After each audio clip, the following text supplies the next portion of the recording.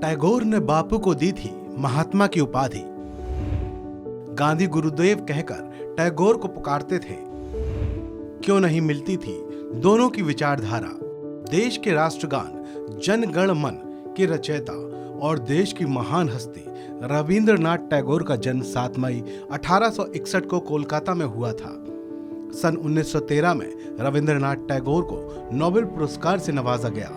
वो भारत के साथ ही एशिया महाद्वीप में नोबेल पुरस्कार पाने वाले व्यक्ति हैं। रविंद्रनाथ टैगोर ने करीब 2230 गीतों की रचना की थी।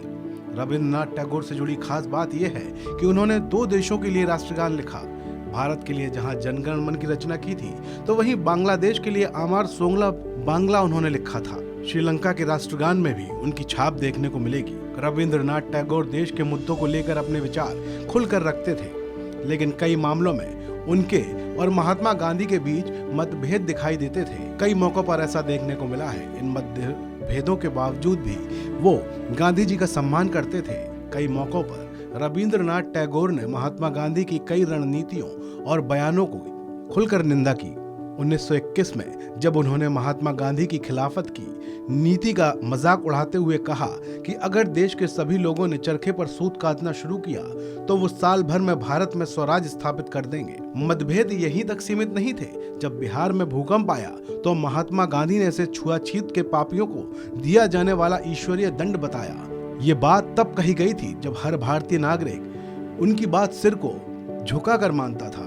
इस पर टैगोर ने विरोध जताया और सार्वजनिक बयान देते हुए उन्होंने कहा कि यह बेहद दुर्भाग्यपूर्ण है कि महात्मा गांधी एक प्राकृतिक आपदा को ईश्वरीय दंड मान रहे हैं।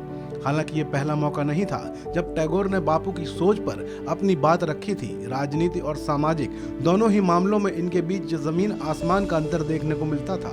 इसके बावजूद भी दोनों ही एक दूसरे का सम्मान करते थे। टैगोर मानवता में विश्वास रखने वाले थे और देश को अलग दिशा में ले जाना चाहते थे। दोनों इस कदर एक दूसरे का सम्मान करते थे कि 1937 में टैगोर मेडिकल टेस्ट के लिए कलकत्ता के बाहर गए थे।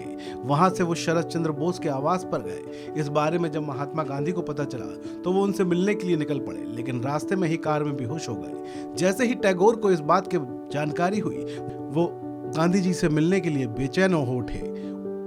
कई लोगों ने मिलकर उन्हें एक कुर्सी पर बैठाया और उन्हें लेकर गांधी से मिलने गए। रविंद्रनाथ टैगोर ने सबसे पहले मोहनदास करमचंद गांधी के लिए महात्मा शब्द का प्रयोग किया था।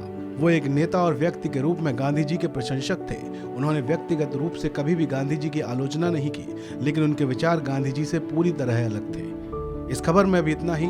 आप बने रहिए वन इंडिया के साथ।